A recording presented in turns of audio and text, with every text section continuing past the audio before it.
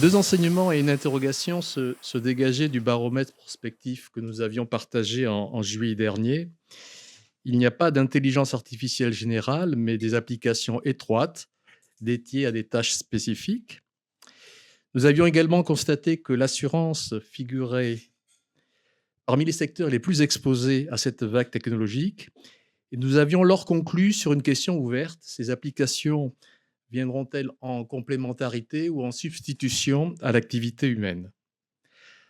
Après cette vue nourrie par les travaux de l'OCDE ou du FMI, c'est à une vue de l'intérieur que nous vous confions aujourd'hui.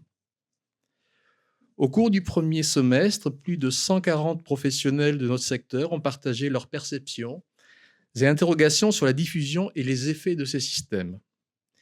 Les nombreuses incertitudes qui persistent ne facilitent pas une telle démarche. Merci donc à celles et ceux qui, le temps d'un atelier, d'un GT ou d'un entretien, ont bien voulu se prêter à cette enquête. Dans les 10 ateliers métiers, nous avons ainsi posé à ces contributeurs 3 questions de base. Quelles applications pourraient pénétrer vos activités dans les années qui viennent? Quelles sont les contraintes susceptibles de freiner ou d'orienter ce développement?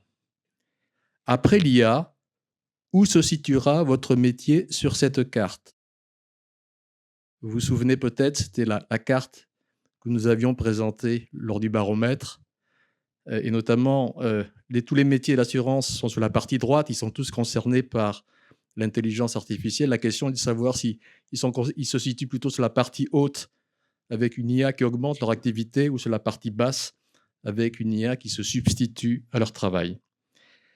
Les ateliers métiers ont été complétés par un groupe de travail RH et des entretiens avec les représentants des organisations syndicales. De ces matériaux est issu le rapport que vous pourrez télécharger dès ce soir sur notre site. Alors, ce rapport comprend 3 parties. La première présente une vue 2024 de l'intelligence artificielle dans les entreprises d'assurance. La seconde propose un recensement et une catégorisation des applications de l'IA qui pourraient diffuser dans notre secteur dans les 10 années qui viennent. La troisième aborde la question que tout le monde se pose: quels effets anticiper de la diffusion de l'intelligence artificielle sur le travail et l'emploi dans les métiers de notre branche? Donc en fait, c'est en suivant ces 3 parties qui vont constituer les 3 temps de notre après-midi.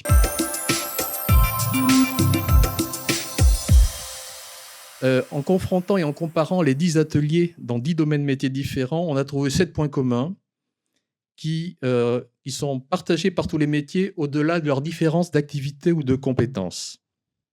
Et d'abord, tous les métiers sont concernés par cette nouvelle donne. Avant l'IA générative, l'usage de l'intelligence artificielle se rencontrait déjà dans les métiers de la conception technique de produits ou dans ceux de l'actuariat financier, par exemple. Mais désormais, tous les métiers sont concernés par des idées, des expérimentations et parfois de premiers usages opérationnels de l'intelligence artificielle. Comme on pourra le voir dans l'annexe du rapport, c'est de l'ordre d'une vingtaine d'idées d'applications qui ont été générées en moyenne par chacun des ateliers métiers en l'espace de 2h30. Dans tous les cas, on peut dire de l'IA qu'elle est déjà là et pas encore. Alors déjà là dans l'effervescence des réflexions, expérimentations et même réglementations que l'irruption de ChatGPT fin 2022 a généré les 2 années suivantes. Mais on peut aussi dire que l'IA n'est pas encore là lorsque le temps d'excitation passé, il s'agit de se confronter au sujet de sécurité informatique ou de retour sur investissement, entre autres contraintes de développement de l'intelligence artificielle. Il est pourtant très difficile de sauter de l'esprit que dans 3, 5 ou 10 ans, ces applications auront bien diffusé dans les entreprises. Ce déjà-là et pas encore aura des implications importantes sur la conduite du changement, ici et maintenant, comme on le verra tout à l'heure. Avant que cette maturité ne soit atteinte, de nombreux facteurs sont susceptibles de freiner ou de façonner ces usages. Freiner d'abord.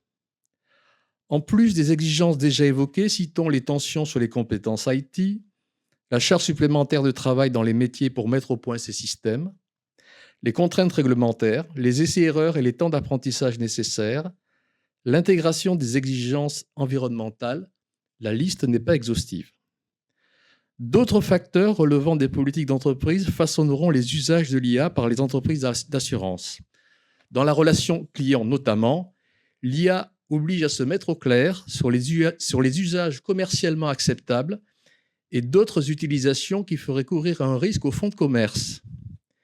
Symétriquement, en interne de l'entreprise, des sujets d'ordre éthique commencent à être intégrés dans la gouvernance et concernent le contenu du travail comme les relations au sein de l'entreprise. Quatrième point, l'IA agit comme un révélateur des pesanteurs et aspirations des professionnels sur le contenu même de leur travail. Nous parlerons dans la deuxième partie de ces assistants professionnels qui déchargent les salariés de tâches répétitives, chronophages, fastidieuses. Cette perspective a priori favorable ne va pas sans soulever quelques questions. Et d'abord, quelles conséquences sur l'intensité et finalement sur la santé au travail si les tâches les moins éprouvantes disparaissent, même si elles ne sont guère passionnantes? Quels effets aura le recul de ces activités et la place grandissante des seules opérations complexes? Ou pour prendre une image, que deviennent les coureurs et le Tour de France si les étapes de plat disparaissent et qu'il ne reste plus que les étapes de montagne? Autre question importante, quel est le rôle exact que ces tâches jouent aujourd'hui dans la fabrique des compétences et doit-on s'inquiéter de leur effacement si elles venaient à disparaître? Cinquième point, l'assurance a déjà connu par le passé des vagues de rationalisation de ses modes opératoires. Dans les années 2000 notamment, les méthodes de l'excellence opérationnelle et du lean management ont été mises en œuvre pour faire progresser l'efficacité et l'efficience. Les perspectives ouvertes par l'intelligence artificielle semblent de nature différente. Les démarches de rationalisation passées prenaient souvent comme objet un processus optimisé dans son entier. À l'inverse, la mise en œuvre d'une application d'intelligence artificielle particulière peut ne concerner qu'un segment de processus, une tâche en particulier, voire même une sous-tâche. Par ailleurs, et comme on le verra dans la troisième partie, les apports de l'intelligence artificielle ne se réduisent pas à l'optimisation des coûts et des délais. Ces systèmes peuvent aussi concourir à une facilitation du travail ou au développement des individus ou des équipes. Cela peut expliquer un intérêt des salariés pour l'IA qui était moins évident pour l'excellence opérationnelle à l'époque. Sixième point, l'IA peut contribuer à résoudre les problèmes de complexité du travail que posait déjà la révolution numérique. Dans une étude de 2018, nous relevions 7 tendances caractéristiques de la transformation digitale. La vague de l'intelligence artificielle s'inscrit dans la continuité de ces tendances, voire les renforce. L'IA pourrait même contribuer à apporter des solutions aux défis que trois de ces évolutions soulèvent. Un travail plus orienté vers la formulation et résolution de problèmes, une valeur ajoutée des salariés résidant dans la prise en charge du complexe, l'importance des apprentissages à partir des situations ordinaires du travail. C'est ce qui fait tout l'intérêt des applications qui augmentent les collaborateurs, suivant l'expression consacrée, dont nous proposerons tout à l'heure dans la troisième partie une typologie. Dernier point enfin, nous avons appelé ce 7e point « voie de passage pour projet d'équipe ». Par équipe, ici, nous entendons le collectif d'un métier dans son ensemble. À la fin des ateliers, nous demandions aux participants de se projeter en 2030 sur le graphique que nous avons vu tout à l'heure. L'ensemble des professionnels se sont situés sur sa partie droite en considérant que leurs activités allaient être impactées, parfois fortement par l'intelligence artificielle. Ils ont eu en revanche plus de mal à dire s'ils allaient être augmentés ou remplacés par elle. Les personnes qui ont participé à ces ateliers n'ont pas évoqué de scénario catastrophe, comme la disparition rapide et brutale de nombre élevé de postes. 3 raisons semblent ainsi concourir à une relative confiance.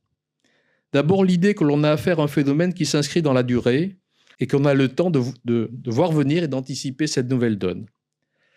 Ensuite, les épreuves surmontées de transformations passées, transformations accompagnées par les entreprises, contribuent au sentiment que cette fois encore, les moyens seront mobilisés pour pouvoir faire face. Enfin, les promesses de l'IA pour faciliter et augmenter l'intérêt du travail contribuent aussi à une perception qui peut être favorable de l'intelligence artificielle. Elle n'est pas que cela, mais elle est aussi cela. On ne négligera pas cependant les inquiétudes plus ou moins sourdes que peut susciter la perspective de ce déploiement. À ce stade, elles semblent moins concerner l'emploi que l'intérêt du travail lui-même. Plus dans certains métiers que dans d'autres, le déploiement de ces applications peut laisser craindre la déconstruction de l'unité et du sens du métier dans sa pratique actuelle. Dans le scénario le plus noir, au fil de l'implantation de différents systèmes, le poste de travail risquerait de se définir de manière résiduelle, comme ce qui n'a pas encore été pris en charge par la machine. Pourtant, après avoir écouté les échanges dans les 10 ateliers, nous ressortons avec l'impression que l'intelligence artificielle peut être aussi, tout à la fois, prétexte, support et catalyseur de projets d'équipe. Il y a quelques années, la sociologue Florence Osti définissait le désir de métier comme dynamique de construction d'une identité professionnelle au travers de la production d'une œuvre qui aboutirait à un accomplissement de soi. Pour que rien ne change, il faut que tout change. Des collectifs de salariés éprouvant ce désir de métier peuvent aussi être les premiers à s'intéresser aux opportunités que leur offre l'intelligence artificielle.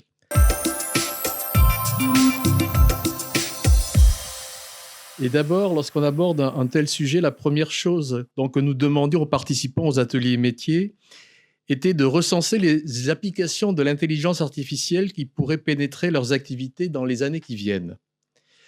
Au total, ce ne sont pas moins de 254 idées qui ont émergé des 10 groupes métiers, déjà opérationnels pour quelques-unes, en expérimentation pour d'autres, aperçus dans d'autres secteurs pour d'autres encore, ou parfois franche anticipation d'usages possibles. On risquerait d'être submergé si on ne les regroupait pas en quelques grands ensembles. La modélisation de l'OCDE que vous voyez à l'écran, présentée dans le baromètre en juillet dernier, ouvre plusieurs logiques de segmentation possibles. L'une conduit à privilégier le modèle d'intelligence artificielle. C'est le bloc qui est à droite sur le graphique.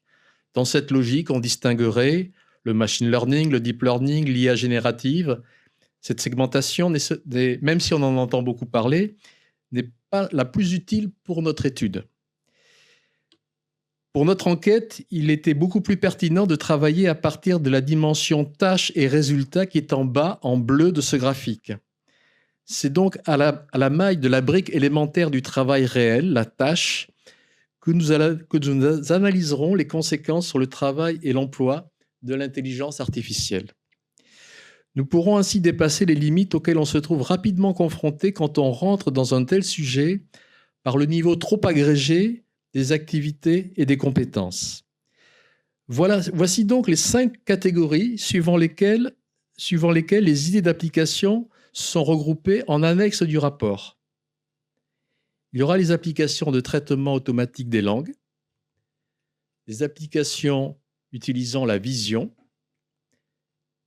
celles qui détectent des défauts et des anomalies, et des applications de prévision et d'aide à la décision.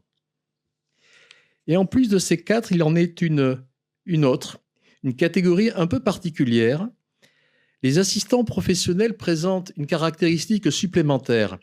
Les tâches qu'ils reprennent aux collaborateurs sont considérées par eux comme répétitives, chronophages, fastidieuses. Le choix que nous avons fait de rattacher chaque SIA à une catégorie, à une seule, évite cependant que les listes par catégorie ne soient trop longues. Cependant, soyons clairs, beaucoup d'applications pourraient facilement être rattachées à 2, voire 3 catégories, et on en verra tout à l'heure avec Axel Ramponi un exemple. Ainsi, on trouvera dans l'annexe du rapport 5 listes d'applications correspondant aux 5 catégories auxquelles elles appartiennent. Les 2 colonnes de gauche correspondent tout simplement à la famille, au domaine métier de la nomenclature dans l'atelier duquel elles ont été produites. Dans ce cadre, on peut discerner dans les discussions en atelier 6 grandes tendances. Et d'abord, la part moins forte que celle que nous anticipions des applications calculatoires, notamment dans le domaine de l'actuariat. Après tout, l'assurance est perçue comme le domaine du chiffre, et c'est quand même sur ce terrain-là qu'on pouvait s'attendre, en premier lieu, à voir débouler beaucoup de choses dans le domaine de l'intelligence artificielle. Les métiers de l'actuariat, produits ou financiers, ont généré moins d'idées que ce à quoi on pouvait s'attendre. À la différence des autres domaines métiers, l'implantation de l'intelligence artificielle, il est vrai, est ici antérieure à la vague médiatique de l'intelligence générative. Ces applications pâtissent aussi d'un effet de comparaison avec d'autres catégories d'applications de SIA dont la dynamique est beaucoup plus forte, on va le voir. Sur le fond, le développement de l'intelligence dans ces activités doit satisfaire des fortes exigences de la part de l'autorité de contrôle. Les incertitudes réglementaires générées par la réglementation européenne de l'IA Act, y compris pour d'anciennes applications, incitent aussi à un développement prudent de ces systèmes. Le deuxième élément marquant est l'émergence spectaculaire des applications de traitement automatique des langues. La vidéo que nous allons voir est un extrait de la leçon inaugurale du cours « Apprendre les langues aux machines » donnée par le chercheur de l'INRIA, Benoît Sagot, au Collège de France. Dans cet extrait de 3 minutes, le chercheur classe et illustre concrètement ces applications de traitement automatique des langues dans 4 sous-ensembles: l'extraction d'informations à des fins de recherche dans des bases documentaires, le résumé et la simplification automatique de texte, et naturellement une nouvelle génération d'agents conversationnels trouve de nombreux terrains d'usage dans tous les métiers de l'assurance. Les tâches plus applicatives du domaine peuvent être schématiquement réparties en 4 catégories: les tâches d'analyse de texte, les tâches de génération de texte, les tâches de transformation de texte et les tâches d'interaction homme-machine au moyen de texte. Parmi les tâches d'analyse, une de celles que vous connaissez le mieux est la correction orthographique, illustrée ici par l'éditeur de texte Microsoft Word. J'ai préféré ne pas illustrer la tâche suivante d'analyse textuelle, bien qu'il s'agisse d'une tâche très importante. Il s'agit de la détection automatique de contenus haineux, notamment sur les réseaux sociaux. L'extraction d'informations structurées est également une tâche de première importance. Vous en voyez ici une illustration produite par mes collègues de l'équipe Wimix d'INRIA. Parmi les tâches de génération ou production automatique de texte, on peut citer les tâches convertissant des données ou des connaissances en texte, le sous-titrage d'images, ou encore le résumé automatique de vidéos sous forme textuelle. La première des tâches de transformation de texte est peut-être la plus connue de toutes les tâches de TAL, c'est la traduction automatique, illustrée ici par Google Traduction. Une autre tâche de transformation importante est le résumé automatique, avec ici un exemple produit par ChatGPT. Et enfin, une tâche qui me tient à cœur et sur laquelle j'ai eu l'occasion de travailler avec l'un de mes anciens doctorants, Louis Martin, et son encadrant, mon collègue Éric de la Clergerie, est la simplification de texte. Elle est illustrée ici par la version originale de l'attestation de déplacement que nous avions à remplir avant de sortir de chez nous pendant le premier confinement, souvenez-vous, à côté d'une version simplifiée, préparée par l'UNAPI, Réseau français d'associations et de représentation et de défense des intérêts des personnes en situation de handicap intellectuel, avec qui nous avons collaboré. De leur côté, les systèmes d'interaction requièrent de la part de la machine la compréhension d'une requête textuelle et la production d'une réponse adaptée. On peut citer les systèmes de réponse aux questions, illustrés ici par Wolfram Alpha. On peut voir qu'il répond correctement à cette question sur l'année de fondation du Collège de France. Et naturellement, ces tâches d'interaction incluent les agents conversationnels ou chatbots. Il peut s'agir d'agents spécialisés, représentés ici par le système mis en place par la SNCF pour répondre aux questions concernant le Transilien, mais aussi, naturellement, d'agents généralistes comme ChatGPT. Le TAL a des applications dans de nombreux domaines aval, dont je citerai 4, sans exclusive. La linguistique, tout d'abord. Le TAL a été historiquement conçu comme un domaine d'application de la linguistique, mais la situation est aujourd'hui partiellement inversée. Des techniques et des outils de TAL contribuent aujourd'hui à l'étude de problèmes linguistiques tels que la modélisation des langues et de leur évolution, notamment par l'outillage de la linguistique de corpus. Un autre domaine académique important où le TAL joue un rôle de premier plan est celui des humanités numériques, mentionné dans son introduction par monsieur l'administrateur. Il permet notamment l'analyse de grands volumes de textes, comme des collections d'archives, et permet par exemple d'élargir les approches en philologie. Parmi les domaines d'application plus concrets du TAL, je citerai d'une part le droit, au travers notamment de l'analyse de textes juridiques, de l'analyse de la jurisprudence par exemple, et dans un autre registre, de la détection de plagiat, et d'autre part la santé, où le TAL est utilisé entre autres pour l'analyse de dossiers médicaux, l'analyse de publications scientifiques, et progresse même dans la détection anticipée de certaines pathologies par l'étude du langage des patients. Autre tendance, des attentes importantes en matière d'assistants professionnels. Les participants aux ateliers considèrent que les assistants professionnels les déchargeraient donc des tâches chronophages dont nous avons parlé. Parmi ces applications, qui sont très nombreuses, citons par exemple les assistants de messagerie dans la relation client, les outils de transcription de réunion ou de synthèse de texte, ou encore l'assistance au codage informatique. Autre tendance encore, la vision par l'IA pour décrypter les documents et chiffrer les dommages. La vision des documents a souvent pour finalité la détection d'anomalies et la lutte contre la fraude. Dans quelques instants, Axel Ramponi de la société Tractable illustrera les applications de l'intelligence artificielle à l'évaluation des dommages. Avec la détection des anomalies par l'IA, nous sommes probablement en train d'assister à l'industrialisation de ce que nous avons appelé la qualité norme. Les applications utilisant la vision peuvent aussi figurer donc dans la catégorie des SIA qui détectent les défauts et anomalies. On devrait insister à une industrialisation de ce que nous appelons donc cette qualité norme. Elle correspond à toutes les configurations où l'évaluation de la qualité peut se faire par rapport à une référence, une règle, une valeur standard. Au vu de l'importance de ces normes dans l'ensemble des métiers, la détection automatique des défauts et anomalies à l'aide de l'IA est porteuse d'évolutions importantes, comme dans les métiers de la conformité et de la gestion des risques, par exemple. Les SIA vont aider également, les SIA d'aide à la décision introduisent également une révolution dans cette autre qualité que nous avons appelée qualité pertinence. La qualité norme peut être évaluée à partir d'un référentiel. Ce n'est plus le cas pour ce que nous appellerons cette qualité pertinence. Comment en effet référer à des standards, ce qui relève d'une appréciation subjective, comme l'expérience client, dans l'interaction entre un conseiller et un assuré, par exemple. C'est une véritable révolution que l'IA semble annoncer dans ce domaine à terme. Dans la troisième partie de cette conférence, nous parlerons de ces applications qui, suivant l'expression consacrée, augmentent la précision, la propos, la pertinence des solutions conçues par les professionnels dans les situations de travail complexes. Au vu donc de ces différentes catégories, de ces tendances, de cette profusion et de cette diversité, nous avions l'embarras du choix pour illustrer une catégorie de systèmes d'intelligence artificielle au métier de l'assurance. Plusieurs raisons ont motivé l'invitation faite à Axel Ramponi de nous présenter la vision et les solutions Tractable dans ce domaine, ce qu'il va faire tout de suite. D'abord, ce prestataire promet de mettre la puissance de l'IA visuelle pour évaluer, réparer et protéger voitures et maisons.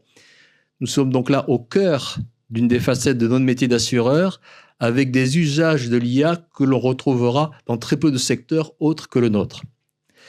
La deuxième raison est que ces solutions relèvent à la fois de la vision et de la détection des anomalies. Nous cochons ainsi 2 cases parmi nos 5 catégories dans cet exemple. La troisième raison est naturellement le nombre de salariés des entreprises d'assurance concernées par le chiffrage des dommages. Il faut ajouter à ces personnes l'ensemble des professionnels impliqués dans la chaîne d'évaluation et de réparation des sinistres, experts, réparateurs, automobiles, artisans et bâtiments par exemple. Une dernière raison est que l'atelier consacré au métier de l'indemnisation n'a pas fait ressortir ce sujet autant que l'on pouvait s'y attendre. Un petit étonnement qui incite à vouloir pousser l'enquête davantage. Axel, c'est à vous. Donc tout d'abord, Tractable, on est une société qui a été fondée en 2014. Donc ça fait 10 ans qu'on travaille sur des algorithmes d'intelligence artificielle, notamment sur le marché de l'assurance automobile. Donc l'idée, c'est d'utiliser les images qui sont fournies de véhicules pour chiffrer et définir les méthodes de réparation des véhicules. Donc on est positionné un peu partout dans le monde, mais principalement sur 3 grosses géographies, les États-Unis, l'Europe et le Japon. Donc on travaille aux États-Unis avec un certain nombre d'acteurs assurantiels, mais pas que. On voit sur l'image LKQ, par exemple, qui est un recycleur. Donc on les aide, par exemple, à chiffrer, à prendre des photos d'un véhicule et détecter quelles pièces peuvent être réutilisées dans le cadre de la réparation automobile. On travaille au Japon avec 3 gros acteurs, Tokyo Marine, MSNAD et Sompo, donc pareil sur l'aspect assurantiel et sur la détection de dommages. Et enfin, en Europe, dans les principales géographies, donc l'Angleterre, la France, la Pologne, l'Espagne et l'Italie. Et ici, vous voyez 2 logos bien connus, Covéa, Groupama, Et on travaille également avec AXA sur un autre cas d'usage. Et on aimerait travailler avec plus d'assureurs à l'avenir. Donc sur le marché français, comme je l'évoquais, on travaille avec 3 des 4 plus grands assureurs et mutuelles qui nous utilisent depuis maintenant un certain nombre d'années. On est connecté avec plus de 2000 réparateurs à travers les réseaux de ces assureurs et plus de 200 experts français qui peuvent aussi récupérer les analyses de notre IA dans un second circuit. Et on est connecté également avec les principaux DMS du marché français, donc notamment le groupe Lacour qu'on a rencontré un peu plus tôt dans la journée. On a également des partenariats stratégiques, donc on travaille avec Darva, on est intégré sur la plateforme Darva, que vous devez bien connaître, et avec Guidewire aussi, qui est de plus en plus présent sur le marché français. Je vous partage ça pour vous dire que nous, notre priorité, c'est vraiment de se concentrer sur l'intelligence artificielle. On a une équipe d'environ 80 chercheurs et ingénieurs qui est basée à Londres et qui travaille d'arrache-pied pour nous positionner comme le leader en termes de détection des dommages et de chiffrage. On n'a pas vocation à devenir une solution de chiffrage d'éléments pour les réparateurs ou pour les experts. On se concentre vraiment sur la partie d'analyse qui intervient en termes d'intelligence artificielle. Donc, on travaille, comme je vous le disais, pour des assureurs, donc c'est ce qu'on voit en haut à droite de l'écran, mais également pour les constructeurs et revendeurs automobiles, pareil, dans une logique de chiffrage. Donc, on avait un cas d'usage, par exemple, un acteur basé en Angleterre qui transférait sa flotte de véhicules en France, à l'arrivée sur le port, de pouvoir chiffrer les véhicules et s'assurer qu'il n'y ait pas forcément de dommages sur un certain nombre d'entre eux. On travaille avec les recycleurs, donc c'est le cas d'usage que j'évoquais tout à l'heure, et également avec les réparateurs, avec une logique de les accompagner dans le chiffrage de véhicules qui vont intervenir pour une réparation et de pouvoir anticiper l'estimation des dommages et pour eux la commande des pièces également. Donc nos solutions en France, pour vous expliquer un peu plus ce qu'on fait de façon concrète. Donc voilà le parcours un peu complexe mais que je vais essayer de simplifier de déclaration de sinistre jusqu'à la réparation. Donc, on souscrit une assurance automobile, on vient déclarer à l'assureur un sinistre. À ce moment-là, on va proposer à l'assuré, on va lui envoyer un lien. Donc, le gestionnaire de sinistre de l'assureur va envoyer un lien à l'assuré qui va prendre 7 photos de son véhicule. Donc, nous, avec cette photo, on est capable de produire une estimation. 4 photos des angles du véhicule et 3 photos des dommages. Et avec ça, on va être capable, en moins de 5 minutes, de sortir une première estimation des dommages avec la méthodologie de réparation, de détecter si le véhicule est un véhicule économiquement irréparable également, donc une perte totale qui ne pourra pas être réparée. De cette estimation va découler plusieurs triages, enfin ce qu'on appelle le triage. Soit le véhicule va être réparé, soit ça va être, comme je l'évoquais, une perte totale. Soit on va pouvoir proposer du gré à gré, donc de pouvoir proposer du cash directement à l'assuré. Et enfin, dans un dernier parcours, on va rentrer dans un parcours avec un réparateur du réseau agré de notre assureur. Et dans ce cas-là, on va passer et basculer sur notre deuxième solution qui s'appelle IA Control. IA Control on est différente de IA Triage. Donc IA Triage, comme je vous l'évoquais, on part uniquement de la base des photos de l'assuré. Là où sur IA Control, on va venir, en plus des photos, contrôler le chiffrage du réparateur. Donc c'est une solution qui est très mature maintenant sur le marché français. Donc l'idée, on réceptionne l'estimation des travaux du réparateur et ses photos, et on va faire un jeu d'essais-erreurs pour vérifier que ça correspond bien aux standards de l'assureur. Voilà, et donc sur le marché français, pour tous les dossiers de moins de 850 €, on n'a pas automatiquement la nécessité d'avoir un rapport d'expertise, et c'est notamment sur ces petits dossiers que nous, l'intelligence artificielle a un intérêt. Donc aujourd'hui, le positionnement de Tractable est un peu complexe d'un point de vue des métiers, notamment lié au métier de l'expertise. Voilà, on vient un peu chambouler la norme sur cette catégorie de métiers. On intervient aussi avec les réparateurs, on intervient auprès des gestionnaires de sinistres. Donc, on est une solution qui, avec une IA maintenant assez mature, puisqu'on l'a éprouvé depuis 10 ans, vient impacter concrètement ces métiers et principalement le métier de l'expertise automobile. Donc, je ne sais pas s'il y a des experts automobiles aujourd'hui dans la salle. Non, donc je vais pouvoir me lâcher. Non, je vais pouvoir partir en roue libre. Non, mais c'est un vrai sujet. chez Tractable, on nous pose souvent la question dans ce type de conférence, quelle est votre position vis-à-vis du métier d'expertise automobile? On n'a pas vocation à remplacer l'expert automobile. On a créé cette société, nos fondateurs, en 2014, en partant du principe qu'on était capable d'atteindre le niveau d'exigence humaine sur l'expertise automobile de dossiers simples, et donc que potentiellement il y avait un intérêt d'automatisation de cette tâche pour que l'expert puisse se concentrer sur des tâches à plus forte valeur ajoutée. Aujourd'hui, sur le métier de l'expertise automobile, et j'y reviendrai, on n'a pas encore ce processus complètement intégré où l'expert va vraiment bénéficier de l'IA. Donc c'est quelque chose qu'on fait sur la partie IA Control. Dès lors qu'un dossier est validé par l'IA, mais nécessite un rapport d'expertise, on va lui envoyer tout ce rapport. Mais aujourd'hui, c'est pas un expert n'a pas dans son habitude d'aller regarder, d'aller se positionner vis-à-vis de l'IA. Ils sont toujours dans un modèle d'expertise automobile standard. Et donc, c'est aussi un enjeu pour eux, je pense, à l'avenir de retravailler cette gestion de l'expertise automobile et qu'elle soit réintégrée dans un parcours faisant appel à une intelligence artificielle. Donc nos deux solutions, c'est celle que j'évoquais. Donc la solution de triage des véhicules avec une application qui permet de prendre les photos. Derrière, on va pouvoir détecter les dommages pièce par pièce et proposer un chiffrage. Donc on voit environ 2 minutes pour réaliser en moyenne une inspection. Je disais tout à l'heure, moins de 5 minutes et en moyenne 2 minutes. Plus de 300 millions de photos ont été utilisées, donc sont passées déjà dans la machine, ce qui montre qu'elle a été plutôt éprouvée. Et enfin, 90% de pertes totales identifiées dès la déclaration du sinistre. Et donc ça, c'est un énorme point de blocage pour les assureurs aujourd'hui, la gestion de la perte totale, puisqu'on sait que dès lors qu'on identifie une perte totale, on a environ une chance sur 2 de perdre un assuré. Donc sur le parcours perte totale qui est souvent synonyme de beaucoup de dangers pour un assureur.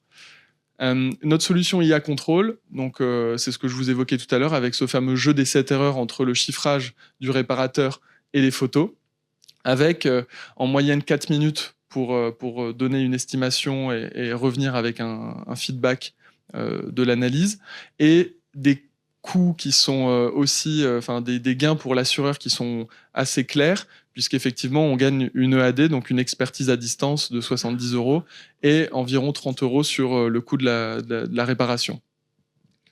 En termes d'automatisation, donc le taux d'automatisation qui correspond au nombre de dossiers qu'on est capable de traiter sans faire appel à un humain, on est autour aujourd'hui de 20%. Donc on essaye de le faire grandir bien sûr, mais on a encore des enjeux d'adoption des réparateurs pour se familiariser avec la solution et également d'amélioration de notre solution d'IA. Peut-être avant de passer à l'impact sur les métiers, est-ce qu'on peut montrer notre vidéo ? Elle est après. Bon, je vous la montrerai tout à l'heure.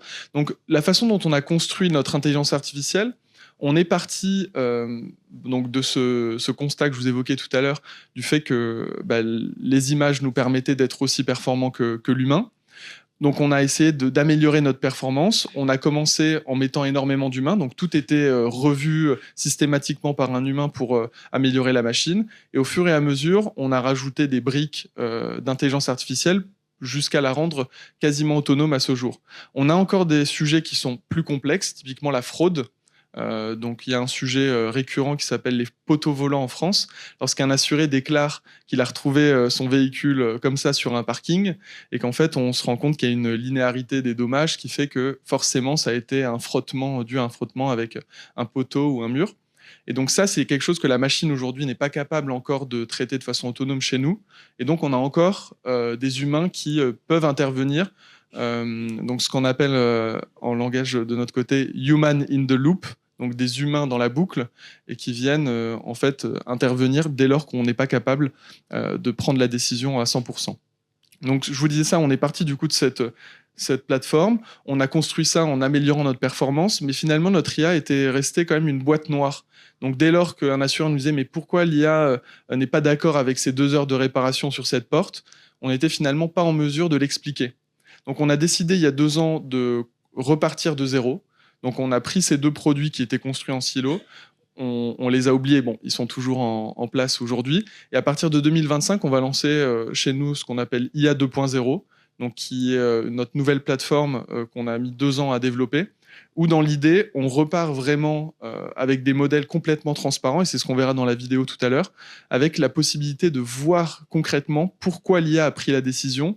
Via les photos, on va voir exactement entourer la zone de choc, on va pouvoir détecter les différents panels, on va pouvoir sur une photo, et c'est ce qui peut arriver fréquemment chez un réparateur, sélectionner et s'assurer que la bonne voiture est analysée, parce qu'on a parfois 2-3 voitures dans le champ. Donc ça aussi, ça a l'air de rien, mais c'est plein de petites choses qui font qu'on va réussir à atteindre ce niveau de performance qu'a aujourd'hui un expert automobile.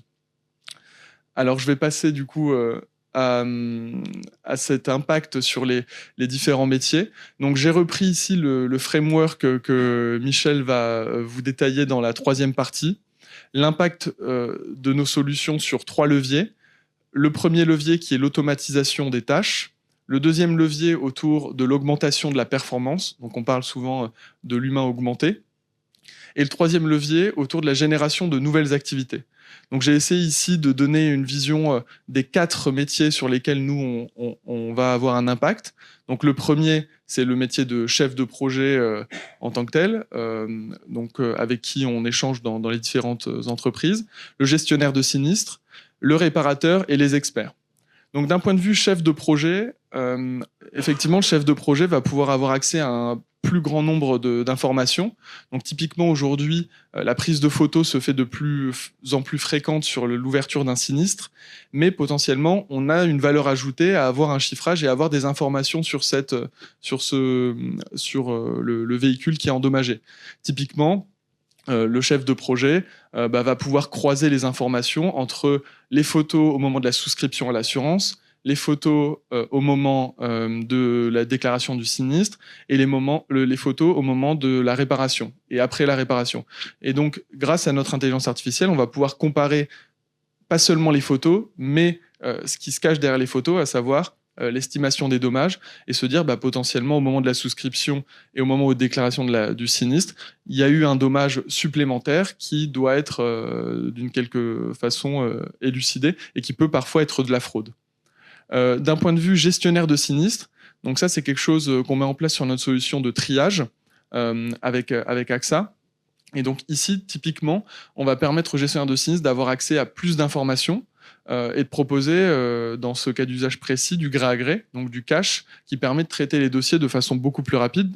Donc on a un record de traitement d'un dossier en 17 minutes, entre le moment d'ouverture du sinistre et le moment où l'assuré a été réglé, indemnisé. Et donc là, ici, il va y avoir un intérêt pour lui d'être augmenté, d'avoir accès à de plus amples informations pour aiguiller l'assuré. Donc typiquement, vous avez un accident, vous appelez votre assureur, et le gestionnaire de sinistre peut, grâce à ces photos, directement dire si vous allez chez tel réparateur, cette pièce peut être commandée rapidement, et demain, on va pouvoir être en mesure de vous réparer votre véhicule beaucoup plus rapidement. On fait également, sur la partie réparateur aux États-Unis, on a un nouveau produit qui leur permet de chiffrer et d'anticiper du coup la venue d'un assuré.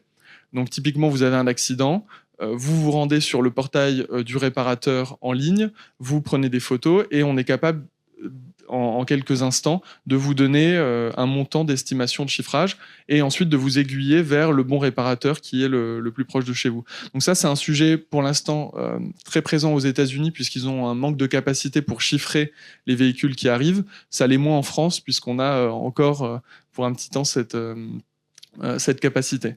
Et enfin, le dernier point, c'est l'expert. Et donc, c'est ce qui nous touche de plein fouet. Et c'est ce que notre IA, c'est le métier sur lequel notre IA a le plus d'impact. Et donc, je dirais qu'effectivement, il faut voir ce processus comme un processus complètement intégré, ce qui n'est pas encore le cas à 100% aujourd'hui, où l'expert va pouvoir aussi bénéficier de ces photos et de cette première estimation pour lui se concentrer vraiment sur les points que l'IA va mettre en exergue. Donc, on peut imaginer un parcours demain où un assuré a un accident, il appelle son assureur, il prend ses photos, on a une première estimation qui est réalisée, elle est partagée au réparateur pour qu'il puisse anticiper la commande de pièces, elle est partagée à l'expert pour qu'il puisse anticiper son expertise et pouvoir se focaliser sur les points clés de l'estimation. Et donc, dans ce parcours, potentiellement, on va gagner du temps, de l'énergie, et on va pouvoir donner des éléments de précision au niveau de l'assuré de façon plus rapide. voilà pour moi. Je peux peut-être montrer la vidéo. Ok, super. Il faut que je commente en fait la vidéo. Ouais. Super. Alors j'y vais. Voilà. Donc ici, je vous montre rapidement une démo de donc, ce qui va sortir début janvier de notre côté. Donc c'est notre démo d'IA 2.0, donc la façon dont notre IA est capable d'analyser ces véhicules. Donc on voit qu'il y a un certain nombre de choses. Donc on a mis plusieurs images d'un véhicule impacté. On va être en mesure ici de détecter quelles sont s'il y a des photos qui sont de mauvaise qualité. Donc ça, c'est un enjeu aussi, la qualité des photos. On va venir ici détecter les images qui sont hors du périmètre. Donc parfois, on a des images qui sortent un peu du périmètre. Et enfin, voilà, c'est là l'intérêt de notre IA, de pouvoir détecter pièce par pièce quels sont les modules qui sont présents sur la photo. Donc on voit avec le pourcentage de certitude qu'on est sur la bonne pièce. Voilà, donc on monte sur ici une aile arrière gauche et un pare-choc arrière.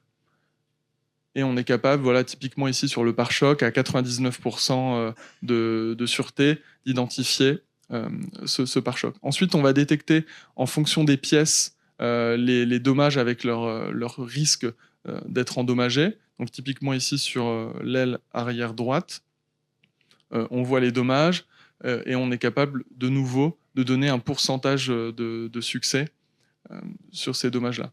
Donc ça paraît rien, ça paraît assez simple comme ça, mais c'est le travail de 10 ans de recherche pour arriver à quelque chose en production. Donc on voit ici typiquement encore sur le bonnet. Effectivement, on a tendance aujourd'hui à mettre l'IA, voilà, donc ici, dernier module qu'on souhaite partager, c'est aussi au niveau de l'étendue du Scratch, donc c'est ce qu'on voit ici en termes de Scratch, de pouvoir entourer aussi quelles sont les zones qui sont endommagées et de pouvoir les mettre en exergue pour l'assureur. Donc ça, c'est quelque chose qui n'existe pas encore aujourd'hui en production, qui arrive sur l'année 2025 et qui va permettre de nouveau d'apporter un certain nombre de nouvelles informations aux différents métiers autour de l'assurance automobile. Peut-être avant de conclure, voilà, on parle beaucoup d'intelligence artificielle, comme on le disait, un peu pour décrire tout et n'importe quoi. Il y a aussi un enjeu d'acculturation et d'expliquer que l'intelligence artificielle, c'est pas quelque chose de simple. On a tendance, avec l'arrivée de ChatGPT, de se dire ChatGPT est arrivé, tout le monde fait un peu de l'intelligence artificielle. Il faut pas non plus tout confondre. Et il y a un enjeu effectivement aussi à s'assurer qu'on a des modèles qui soient pertinents et qui soient relevants et qui derrière mettent en place un certain nombre de choses assez complexes. Merci Michel. Merci beaucoup pour votre écoute. Dans son dernier numéro, la revue ActuIA titre « IA et emploi, la grande inconnue ». S'il n'est pas besoin de se livrer au petit jeu des prophéties dans ce domaine, au moins on peut tenter une approche raisonnée du sujet. Alors, dans un article paru en mai dernier, Daron Acemoglu, chercheur du MIT, prix Nobel d'économie depuis octobre, distingue 3 effets sur le travail de l'intelligence artificielle.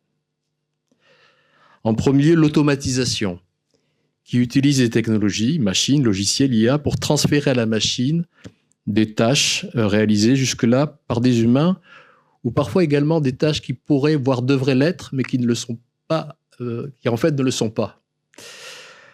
La deuxième effet de l'IA, pour certaines applications, elles peuvent augmenter la performance des collaborateurs au moyen d'outils de calcul, la génération de supports, des informations plus pertinentes à intégrer dans leurs analyses.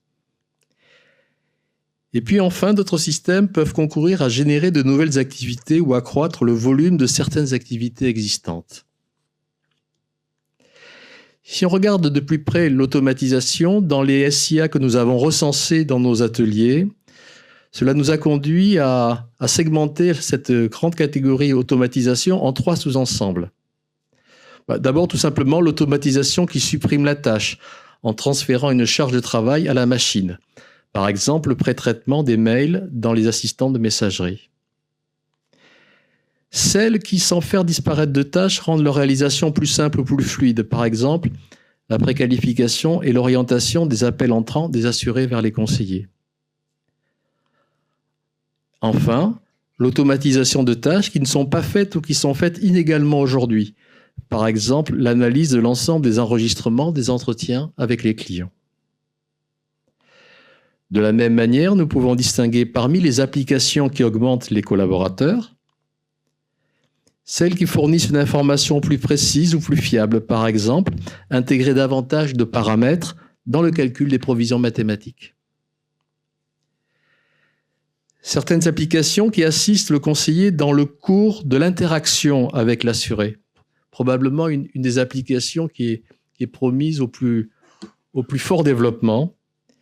Par exemple, les applications qui, à partir de l'analyse de l'entretien en direct, vont guider le conseiller dans le questionnement de l'assuré.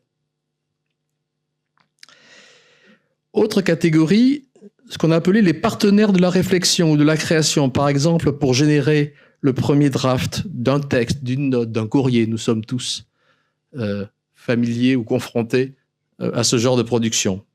Et puis, dernier point, ce qu'on a appelé des SIA de feedback et de développement des compétences, comme cette application qui fait prendre conscience à un commercial de ses tics de langage à partir d'un enregistrement de sa conversation. Dans chaque métier, enfin, on peut imaginer que des applications de l'IA génèrent de nouvelles activités. Sur la liste à l'écran, on en voit quelques exemples. Citons par exemple le développement de l'instruction des dossiers de fraude.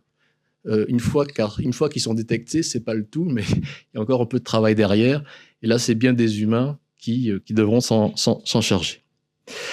Alors, ce qui caractérise la situation, c'est que ce n'est pas un, mais plusieurs usages de l'IA qui vont pouvoir s'appliquer à un même poste. Et donc, c'est une combinaison d'automatisation, d'augmentation et de génération qui modifiera la composition de son panel de tâches. On va tenter d'illustrer cela à l'aide d'un schéma. Le cercle à l'écran que vous avez vu représente, sur la gauche, le contenu du travail d'un poste fin 2024. Les pastilles bleues, rouges et jaunes figurent les trois natures de tâches qui le composent. Si on regarde les applications si on regarde maintenant le jeu des différentes applications qui vont exercer leurs effets dessus.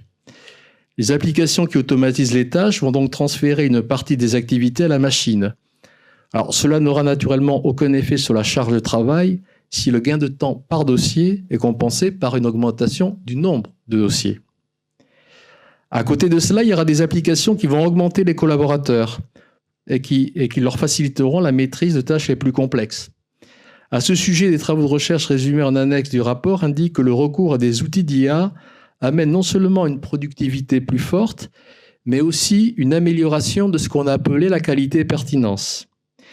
Élément remarquable, plus la performance d'un individu avant d'être équipé par l'intelligence artificielle est faible, plus sa progression est forte. C'est-à-dire que la diffusion des outils d'intelligence artificielle réduisent les écarts de performance et de compétences entre les collaborateurs dans les expérimentations qui ont été faites. Certaines SIA pourraient enfin générer de nouvelles tâches qui existeraient difficilement sans elles. Alors, naturellement, la question qui vient se poser, c'est quelle sera l'intensité de chacune de ces trois forces et, in fine, quels seront leurs effets combinés résultant sur le contenu du poste.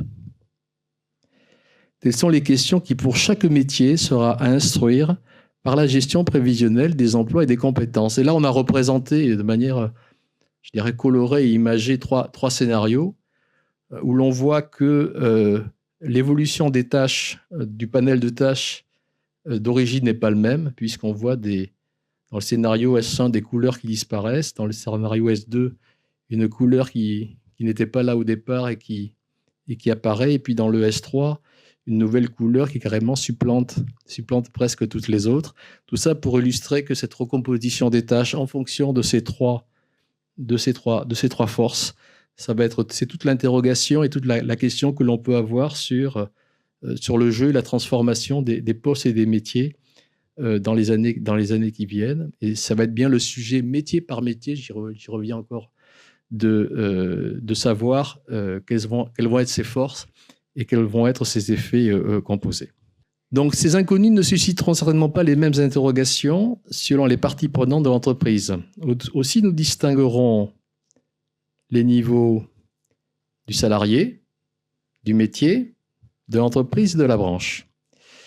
Du point de vue du salarié, le salarié pourrait se demander que deviendra mon emploi, quels seront demain le contenu et l'intérêt de mon travail, quelles seront les compétences requises pour l'exercer. Dans le questionnement sur les compétences, il faudra distinguer les compétences fondamentales du métier à la base de cette pyramide, les connaissances relevant d'une culture générale IA, socle rappelant la culture générale digitale avec sa certification de branche. Chaque métier devra identifier, et on en a dit quelques mots tout à l'heure, les compétences critiques pour un usage maîtrisé de l'IA. Enfin, naturellement, il y aura des connaissances et compétences requises pour l'usage d'un SIA particulier, par exemple la maîtrise des prompts dans la consultation du chat de Mistral ou de ChatGPT. Du point de vue du métier, dans chaque métier, l'évolution des effectifs peut être au fond ramenée à deux paramètres. L'évolution de l'activité d'abord, par exemple pour les indemnisateurs, tout simplement l'évolution du nombre de sinistres. L'évolution de la productivité ensuite, dans notre exemple, le nombre de dossiers sinistres traités par indemnisateur sur une année par exemple. Même si l'IA est le sujet qui nous occupe, on se rappellera que bien d'autres éléments conditionnent l'évolution de ces paramètres. C'est vrai de la productivité et encore davantage de l'activité. On est dans une période où on ne parle que d'intelligence artificielle, mais bien d'autres paramètres vont déterminer le devenir de l'emploi dans l'assurance, à commencer par naturellement l'évolution de l'activité. Et par ailleurs, s'agissant de la productivité, n'oublions pas, et notamment dans les métiers de l'indemnisation, que la productivité n'a pas attendu l'IA pour augmenter et l'automatisation pour progresser dans les métiers de l'indemnisation. Lorsqu'il s'agira d'anticiper l'évolution des effectifs, la GPSE pourra se demander duquel de ces 4 scénarios le métier étudié se trouve le plus proche. Au croisement de ces 2 dimensions, on peut imaginer 4 scénarios repères. La RH est habituée à parler d'emploi repère, parlons donc de scénario repère. Dans le scénario S1, une activité en croissance et de faibles gains de productivité ont toute chance de générer une augmentation des effectifs. À l'autre extrême, dans le scénario S4, une activité stagnante ou un recul couplé avec une augmentation de la productivité devrait aboutir à un recul des effectifs. C'est donc là encore une analyse cherchant à évaluer métier par métier l'impact de l'IA sur l'activité et la productivité qu'il conviendra de faire. Naturellement, un exercice qu'on ne va pas faire cet après-midi. Du point de vue enfin de l'entreprise de la branche, au niveau de l'entreprise de la branche, les questions sont également nombreuses. Parmi celles-ci, il y a d'abord le défi de l'attractivité sur le marché de l'emploi. Si les assureurs ne mettaient pas à disposition les outils d'IA attendus par les candidats et disponibles dans d'autres entreprises. Et pendant notre étude, on a déjà rencontré ce cas pour certains métiers. Il y a aussi la question du niveau d'emploi résultant des évolutions à la hausse ou à la baisse dans différents métiers, ou encore celle de la productivité comparée avec d'autres secteurs, qui est aussi un déterminant de l'évolution des salaires, même si c'est un enjeu qui est à plus moyen et long terme. Face à une situation incertaine, la démarche de la prévision seule montre ses limites.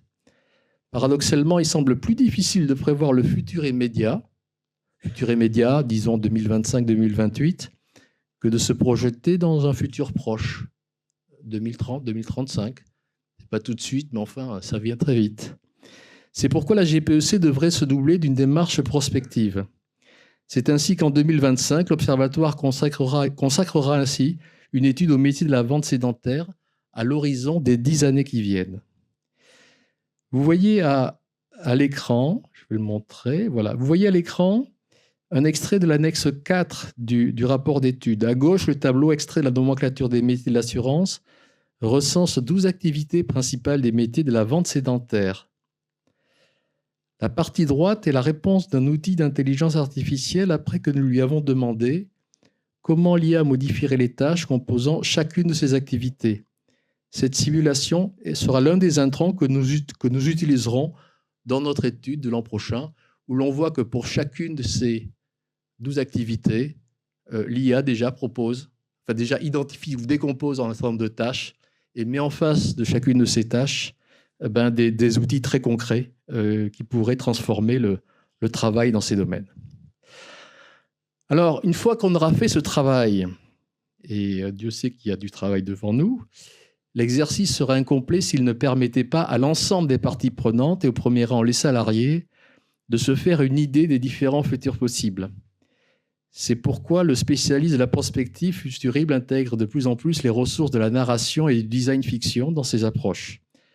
Dans cette intervention qui va conclure cette troisième partie, avant que nous écoutions la table ronde, dans cette intervention au colloque de l'INRS, le travail en 2040, Pierre-Antoine Marty nous présente la contribution de ce qu'on appelle le design fiction à la démarche prospective. Ça peut donner des idées, nous l'écoutons. Alors, je vais vous donner un exemple un peu plus concret de ce que c'est le design fiction appliqué à la prospective. Futurible, régulièrement, tous les 2-3 ans, sort un rapport qu'on appelle le rapport Vigie, qui est un tour assez conséquent, un panorama assez conséquent de prospective des gens qui nous attendent. L'année dernière était sur les êtres humains à horizon 2050. Il y avait plusieurs chapitres, la technologie, le rapport au temps, etc. Et notamment aussi un rapport à l'environnement. Chaque chapitre a été illustré par une création de design fiction. Donc avec des créatifs, etc., des graphistes. Et donc là, par exemple, pour illustrer le chapitre sur le rapport à l'environnement, notre environnement qui change, etc., à horizon 2050, on est parti de quelques hypothèses prospectives pour créer un faux objet. Et là, en l'occurrence, c'est une fausse plaquette de présentation en provenance de 2050 du Musée national d'histoire post-naturelle. Donc, on a imaginé de se dire, voilà, on nous présente un thon transgénique un peu trafiqué qui a la capacité d'ingurgiter du plastique. Comme ça, c'est pas nocif pour lui, au contraire, ça le nourrit. Donc voilà, l'idée, c'est de se dire, poser une problématique comme ça futuriste, la projeter avec un objet concret. Donc là, c'est charmant, c'est un peu questionnant, mais toujours essayer d'être dans l'ambiguïté entre le positif, le négatif, etc. Parce que le monde dans lequel on vit est lui-même ambigu et il n'y a pas de raison pour que demain ne soit pas aussi ambigu. Et là, c'est aussi une valeur de questionnement. Et ce qu'on constate sur ces créations de design fiction dans notre rapport, c'est que les gens nous parlent plus de nos créations de design fiction que du contenu du reste du rapport. Donc ça veut dire que ça interpelle beaucoup et c'est une bonne manière de rentrer dans les contenus prospectifs. Le design fiction, globalement, dans les approches d'exploration, de réflexion stratégique, qu'est-ce que ça peut nous apporter? Ce passage par la fiction, c'est donner du sens. Le récit, ça nous permet de donner de la cohérence aux choses et de les rendre peut-être un peu plus concrètes, abordables par rapport au chaos du monde qui nous entoure. Raconter une histoire permet de mieux nous accrocher au déroulé. S'approprier aussi rend le futur plus abordable parce que raconter une histoire, un mécanisme dont on a plus l'habitude, c'est peut-être plus aussi abordable que la lecture d'un rapport, etc. Donc du moins ça fonctionne bien en interaction. S'immerger. Parce qu'une chose, c'est de se dire, par exemple, le futur du travail, mettons, on le disait au début des années 2000, le futur du travail, c'est le télétravail. D'accord. Autre chose, c'est de se dire, d'accord, mais qu'est-ce que c'est de se lever le matin et de télétravailler? Ça, c'est des projections qu'on a moins faites. Et quand on a été forcé de télétravailler, on s'est dit peut-être qu'on aurait dû faire ce genre de projection. Donc, on s'immerge vraiment, on vit la réalité du futur par procuration, par le biais de la fiction. S'affranchir, c'est un exercice qui nous pousse à notre créativité, qui nous permet de se dire, on n'est pas dans le probable ou improbable, on va essayer juste de raconter une bonne histoire.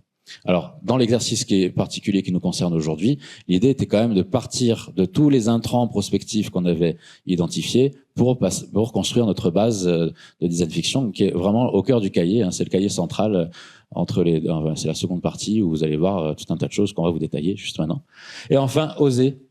Voilà, dans les démarches, c'est un support à la créativité et essayer de faire le petit pas de côté, d'aller un peu plus loin pour nous donner des idées d'exploration qu'on n'aurait peut-être pas avec des projections un peu plus conventionnelles. On disait, c'est vraiment pour enrichir et optimiser la créativité dans une approche prospective. Voilà, donc pour situer cette intervention, nous sommes en novembre 2023, c'est au colloque du très sérieux INRS qui rend compte de ses travaux prospectifs sur le travail en 2040. Dans leur travail prospectif, ils ont pour la première fois inclus donc les spécialistes de Futurible, dont Pierre-Antoine Marty est un représentant, dans leurs travaux, justement pour donner de la chair et du sensible et faciliter l'appropriation et le partage d'une démarche prospective bien solide et sérieuse. C'est la première partie, le premier cahier dont il parle, et pour donner un peu de l'épaisseur et du sensible à cette démarche-là. Et c'est une démarche qui nous a paru intéressante dans dans les travaux qui nous attendent. Voilà.